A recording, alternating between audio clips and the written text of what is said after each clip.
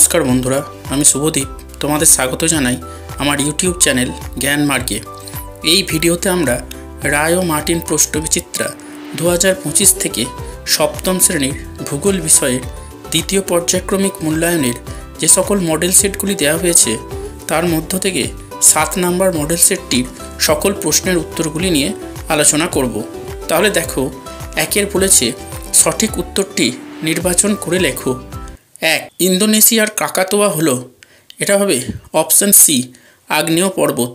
1-2 ভারতের একটি পর্বত বেষ্টিত মালভূমি হলো, এটা হবে অপশান এ, লাদাখ।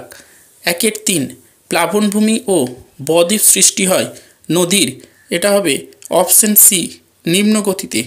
1-4 আই আকৃতির গিরিখাতকে বলে, এটা হবে অপশান বি, ক্যানিয়ন। 1-5 একটি আগ্নেয়শিলা হলো, এটা হবে অপশান সি, গ্রানাইট। 1-6 প্রদত্ত কোনটি আগ্নেয়শিলা নয়, এটা হবে অপশান সি, চুনাপাথর। 1-7 সুদানের রাজধানী হলো, এটা হবে অপশান এ, খার্তুম।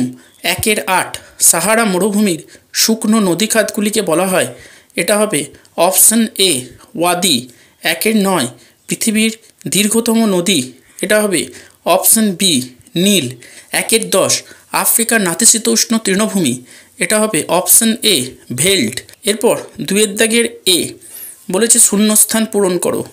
1 বলেছে পৃথিবীর বৃহত্তম সমভূমি ড্যাশ, উত্তর হবে গঙ্গা ব্রহ্মপুত্র সিন্ধু সমভূমি।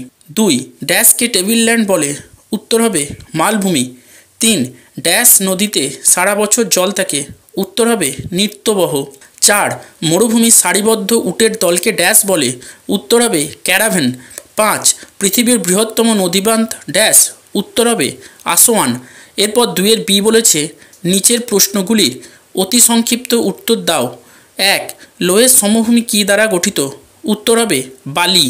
2 ভারতের সাতপুরা কী জাতীয় পর্বত, উত্তর হবে স্তূপ পর্বত। 3 মৃত্তিকায় খনিজ পদার্থ কত শতাংশ থাকে, উত্তর হবে 45। 4 ভূগর্ভের তাপে ও চাপে কোন শিলার উৎপত্তি হয়, উত্তর হবে রূপান্তরিত শিলা। 5 ভিক্টোরিয়া জলপ্রপাত কোন নদীর উপর অবস্থিত, উত্তর হবে জামবেজি। 6 আফ্রিকা মহাদেশের সর্বোচ্চ শৃঙ্গের নাম লেখো, উত্তর হবে মাউন্ট কিলিমাঞ্জারো। এরপর 3 দাগের বলেছে নিচের প্রশ্নগুলির সংক্ষিপ্ত উত্তর দাও। 3-1 পর্বত বেষ্টিত মালভূমি বলতে কী বোঝো, উদাহরণ দাও, উত্তর হবে উঁচু পর্বত দ্বারা বেষ্টিত মালভূমিগুলিকে বলা হয় পর্বত বেষ্টিত মালভূমি, যেমন হিমালয় এবং কুয়েনলুন পর্বতের মধ্যে অবস্থিত তিব্বত মালভূমি।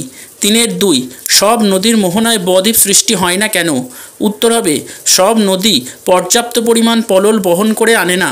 আবার মোহনার কাছে নদীর জলস্রোত বেশি থাকলে পর্যাপ্ত পলি বহন করে আনলেও বাহিত পলি মোহনার সঞ্চিত না হয়ে সমুদ্রের অনেক গভীরে চলে যায়। এরপর 3 বলেছে দোয়াব কি, উত্তর হবে পাশাপাশি প্রবাহিত দুটো নদীর মধ্যবর্তী স্থানকে দোয়াব বলে, যেমন ভারতের গঙ্গা ও যমুনা নদীর মধ্যবর্তী দোয়াব অঞ্চল। এরপর 3-4 বলেছে অন্তর্বাহিনী নদী কাকে বলে, উত্তর হবে যে সকল নদী স্থলভাগের মধ্যে কোনো উৎস থেকে উৎপত্তি লাভ করে ওই স্থলভাগের কোনো হ্রদ বা জলাশয়ে গিয়ে পড়ে তাকে অন্তর্বাহিনী নদী বলে, যেমন রাজস্থানের লুনি। এরপর 3-5 বলেছে আফ্রিকা মহাদেশের চতুর্সীমা বর্ণনা করো, উত্তর হবে আফ্রিকা মহাদেশের পূর্ব দিকে রয়েছে লোহিত সাগর ও ভারত মহাসাগর, পশ্চিমে রয়েছে আটলান্টিক মহাসাগর, উত্তরে রয়েছে ভূমধ্য সাগর এবং দক্ষিণে রয়েছে ভারত মহাসাগর। এরপর 3-6 বলেছে আফ্রিকা মহাদেশকে অন্ধকারাচ্ছন্ন মহাদেশ বলা হয় কেন, উত্তর হবে প্রাকৃতিক দুর্গমতা, অস্বস্তিকর উষ্ণ ও আর্দ্র জলবায়ু, গভীর জঙ্গল এবং হিংস্র জন্তুর ভয় ইত্যাদি কারণের জন্য বহুদিন পর্যন্ত আফ্রিকা মহাদেশে আধুনিক সভ্যতার আলো এসে পৌঁছাতে পারেনি, এই জন্য এই মহাদেশকে অন্ধকারাচ্ছন্ন মহাদেশ বলা হয়। এরপর 3-7 বলেছে বহুমুখী নদী পরিকল্পনা কাকে বলে, উত্তর হবে যে পরিকল্পনার সাহায্যে নদীগুলির উপর বাঁধ দিয়ে একই সঙ্গে বিভিন্ন উদ্দেশ্য সাধন, যেমন বন্যা নিয়ন্ত্রণ, জলসেচ, জলবিদ্যুৎ উৎপাদন, মৎস্য চাষ প্রভৃতি, বিশেষ করে নদী অববাহিকা অঞ্চলের অধিবাসীদের জীবনযাত্রার মানের সর্বাঙ্গীন উন্নতির জন্য নদী প্রবাহকে বিভিন্ন কাজে ব্যবহার করা হয় তাকে বহুমুখী নদী পরিকল্পনা বলে। এরপর 4 দাগের বলেছে নিচের প্রশ্নগুলির সংক্ষিপ্ত ব্যাখ্যামূলক উত্তর দাও। 4-1 সমভূমি কত প্রকার ও কি কি? সংক্ষেপে বিভিন্ন প্রকার সমভূমির বর্ণনা দাও। উত্তর হবে উৎপত্তি অনুসারে সমভূমি প্রধানত 3 প্রকারের হয়, যথা পলিগঠিত সমভূমি, লাভা গঠিত সমভূমি, লোয়েস সমভূমি। পলিগঠিত সমভূমি নদী, সমুদ্র, হ্রদে দীর্ঘদিন ধরে পলি জমে সৃষ্টি হয় পলিগঠিত সমভূমি, যেমন ভারতের সিন্ধু গঙ্গা ব্রহ্মপুত্র সমভূমি। লাভা গঠিত সমভূমি বিস্তীর্ণ অঞ্চল জুড়ে আগ্নেয়গিরি নিঃসৃত লাভা জমে শক্ত হয়ে গঠিত হয় লাভা সমভূমি, যেমন ভারতের দাক্ষিণাত্যের উত্তরাংশের সমভূমি হল লাভা সমভূমি। লোয়েস সমভূমি মরুভূমি অঞ্চলের বালি বায়ু দ্বারা বহু দূরে বাহিত হয়ে কোনো অবনমিত নদী অববাহিকাতে সঞ্চিত হয়ে যে সমভূমি গঠন করে তাকে লোয়েস সমভূমি বলে, যেমন চীনের হুয়াংহো নদী অববাহিকাতে সৃষ্ট সমভূমি। এরপর 4-2 বলেছে চিত্রসহ অশ্বক্ষুরাকৃতি হ্রদ সৃষ্টির পদ্ধতি আলোচনা করো। উত্তর হবে নদীর মধ্যগতিতে জলস্রোতের বেগ কমে আসার কারণে সঞ্চয় কার্যের প্রাধান্য বৃদ্ধি পায়। এই অবস্থায় নদী খাতে সঞ্চয়ের ফলে বিশাল চরের সৃষ্টি হয় এবং নদী খুব আঁকাবাঁকা পথে এগিয়ে চলে। অনেক সময় দুটি নদী বাঁক নিজেদের খুব কাছাকাছি এসে পড়ে। এই অবস্থায় ওই বাঁক দুটির মধ্যবর্তী অংশ ক্রমাগত ক্ষয় পেতে থাকলে বাঁক দুটি একসময় জুড়ে যায় এবং নদীটি সোজা পথে বয়ে চলে। ক্ষয়প্রাপ্ত বাঁকা অংশটি তখন নদী থেকে ঘোড়ার খুঁড়ের আকারে বিচ্ছিন্ন হয়ে হ্রদের আকার ধারণ করে। এইভাবে অশ্বক্ষুরাকৃতি হ্রদের সৃষ্টি হয়। এই বিচ্ছিন্ন অংশের সঙ্গে প্রথম দিকে নদীর সম্পর্ক থাকে এবং বন্যার সময় এই হ্রদে জল প্রবেশ করে, কিন্তু সময়ের সঙ্গে সঙ্গে এই হ্রদ নদী থেকে সম্পূর্ণ আলাদা হয়ে যায়। এরপর 4-3 বলেছে মানব জীবনে নদীর প্রভাব আলোচনা করো। উত্তর হবে ক নদীর জল জলসেচ, জলবিদ্যুৎ উৎপাদন, পরিবহন, শিল্প কলকারখানা স্থাপনে সাহায্য করে। খ নদীর পাশে গড়ে ওঠা প্লাবন ভূমিগুলির মৃত্তিকা অত্যন্ত উর্বর হওয়াতে কৃষিকাজের প্রসারে সাহায্য করে। গ নদী থেকে মাছ শিকার করে এবং মূল্যবান জলজ উদ্ভিদ, খনিজ দ্রব্য, রত্ন ইত্যাদি আহরণ করে মানুষেরা জীবিকা নির্বাহ করে। ঘ নদীকে কেন্দ্র করে অনেক বিনোদনমূলক কর্মকাণ্ড গড়ে ওঠে, যেমন নৌকাবিহার, পার্ক, কায়াকিং ইত্যাদি, যা পর্যটন শিল্পের প্রসারে সাহায্য করে। উয়া নদীকে কেন্দ্র করে বন্দর গড়ে ওঠে, যা ব্যবসা বাণিজ্যের প্রসারে সাহায্য করে। চ নদী পরিবেশ ও বাস্তুতন্ত্রের ভারসাম্য রক্ষা করতে সাহায্য করে। এরপর 4-4 বলেছে পাললিক ও রূপান্তরিত শিলার মধ্যে পার্থক্য লেখো। উত্তর হবে ক সমুদ্র, হ্রদ বা নদীর তলদেশে স্তরে স্তরে পলি সঞ্চিত হয়ে জমাট বেঁধে পাললিক শিলার সৃষ্টি হয়, কিন্তু অত্যধিক চাপ ও তাপের প্রভাবে রাসায়নিক বিক্রিয়ার জন্য আগ্নেয় শিলা ও পাললিক শিলাগুলি পরিবর্তিত হয়ে রূপান্তরিত শিলা সৃষ্টি হয়। খ পাললিক শিলার স্তরগুলো স্পষ্টভাবে বোঝা যায়, কিন্তু রূপান্তরিত শিলায় সাধারণত কোনো স্তর থাকে না, থাকলেও সেগুলি বোঝা যায় না। গ পাললিক শিলায় জীবাশ্ম পাওয়া যায়, কিন্তু রূপান্তরিত শিলায় জীবাশ্ম দেখা যায় না। ঘ পাললিক শিলাগুলি অপেক্ষাকৃত হালকা ও সহজে ক্ষয়প্রাপ্ত হয়, কিন্তু রূপান্তরিত শিলাগুলি খুব ভারী ও ক্ষয় প্রতিরোধী হয়। এরপর 4-5 বলেছে আফ্রিকা মহাদেশের জলবায়ুর বৈচিত্র্যের কারণ কি? উত্তর হবে ক অক্ষরেখা। আফ্রিকা মহাদেশের প্রায় মাঝখান দিয়ে নিরক্ষরেখা বিস্তৃত, তাই এখানে উষ্ণ আর্দ্র জলবায়ু দেখা যায়। এর উত্তরে উষ্ণ শুষ্ক প্রকৃতির মরু জলবায়ু এবং দক্ষিণে স্বল্প বৃষ্টিপাতযুক্ত সাভানা জলবায়ু দেখা যায়। খ সমুদ্র থেকে দূরত্ব। সমুদ্রের নিকটবর্তী অঞ্চলে সমভাবাপন্ন জলবায়ু দেখা গেলেও সমুদ্র থেকে দূরবর্তী স্থলভাগে চরমভাবাপন্ন মহাদেশীয় জলবায়ুর প্রকোপ দেখা যায়। তাই আফ্রিকা মহাদেশের উত্তর পশ্চিম ও দক্ষিণ পশ্চিম দিকের উপকূলীয় অঞ্চলে মনোরম জলবায়ু এবং মহাদেশের মধ্যভাগে উষ্ণ মরু জলবায়ুর প্রকোপ দেখা যায়। গ সমুদ্র স্রোত। সমুদ্রের মধ্যে যে বিপুল পরিমাণ জলরাশি স্রোতের মতো বয়ে চলে তা হলো সমুদ্র স্রোত। সমুদ্র স্রোত 2 প্রকারের হতে পারে, যথা উষ্ণ স্রোত এবং শীতল স্রোত। আফ্রিকা মহাদেশের পূর্ব উপকূল বরাবর প্রবাহিত উষ্ণ আগুলহাস স্রোত এবং পশ্চিম উপকূল বরাবর প্রবাহিত শীতল বেঙ্গুয়েলা স্রোত জলবায়ুকে ভীষণভাবে প্রভাবিত করে। ঘ উচ্চতা বৃদ্ধিতে বাতাসের উষ্ণতা কমে, তাই আফ্রিকা মহাদেশের সর্বোচ্চ শৃঙ্গ মাউন্ট কিলিমাঞ্জারো নিরক্ষরেখার কাছাকাছি অবস্থিত হলেও উচ্চতা বেশি হওয়াতে সারা বছর এর চূড়ায় বরফ জমে থাকে। এরপর 4-6 বলেছে, আফ্রিকার 3টি নদীর দৈর্ঘ্য, উৎস ও মোহনা উল্লেখ করো। উত্তর হবে কঙ্গো নদী। এই নদীর দৈর্ঘ্য হলো 4700 কিলোমিটার। আফ্রিকার সবচেয়ে বৃষ্টিবহুল নিরক্ষীয় এলাকার পার্বত্য অঞ্চল থেকে এই নদীটি উৎপন্ন হয়েছে এবং পশ্চিম দিকে প্রবাহিত হয়ে আটলান্টিক মহাসাগরে গিয়ে পড়েছে। নাইজার নদী, এই নদীর দৈর্ঘ্য হলো 4180 কিলোমিটার।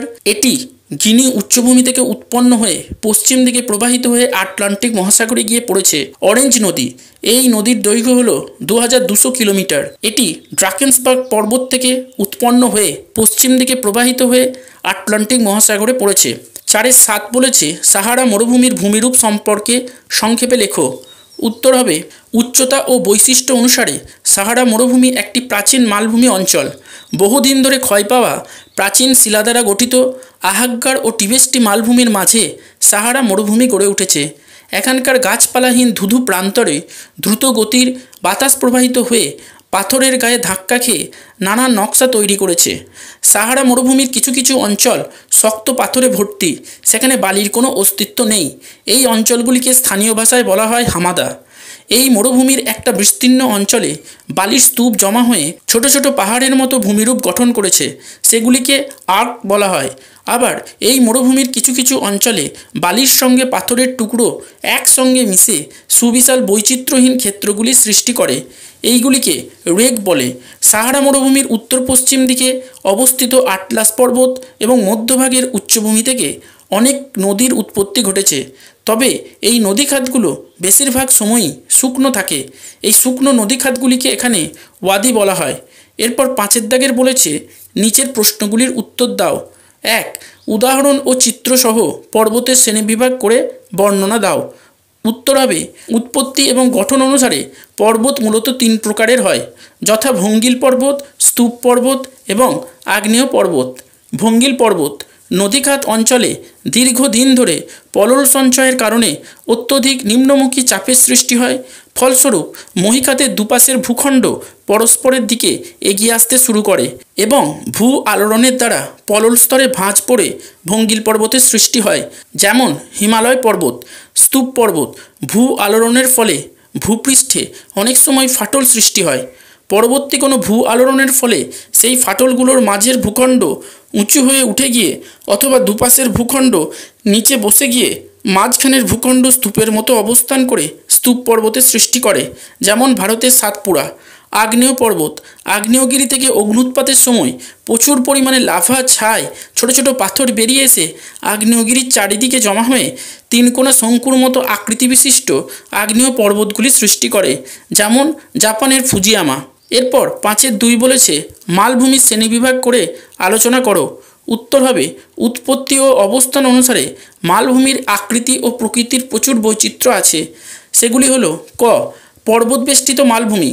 ভূ আন্দোলনের ফলে ভঙ্গির পর্বত সৃষ্টি হবার সময় তাদের মধ্যবর্তী অপেক্ষাকৃত নিম্ন স্থানসমূহ কিছুটা উঁচু ও খাড়া ঢালযুক্ত হয়ে মালভূমির আকৃতি নেয়। চারিদিকে পর্বত থাকায় এই সমস্ত মালভূমিগুলিকে পর্বতবেষ্টিত মালভূমি বলা হয়, যেমন হিমালয় ও কুয়েননুল পর্বতের মাঝে অবস্থিত তিব্বত মালভূমি। খ. মহাদেশীয় মালভূমি। কোনো মহাদেশের বিরাট অঞ্চল জুড়ে কিংবা সমগ্র মহাদেশটি মালভূমি হলে তাকে মহাদেশীয় মালভূমি বলে, যেমন পশ্চিম অস্ট্রেলিয়া এবং আন্টার্কটিকা। গ. লাভা গঠিত মালভূমি। অগ্নুৎপাতের ফলে নির্গত লাভা বিস্তীর্ণ অঞ্চল জুড়ে ছড়িয়ে পড়লে তা শীতল ও কঠিন হয়ে গঠিত হয় লাভা মালভূমি, যেমন ভারতের দাক্ষিণাত্যের মালভূমি মালব মালভূমি। ঘ. ব্যবচ্ছিন্ন মালভূমি। দীর্ঘদিন ধরে নদী উপত্যকা দ্বারা মালভূমি বিচ্ছিন্ন হলে তাকে ব্যবচ্ছিন্ন মালভূমি বলে, যেমন ছোটনাগপুর মালভূমি।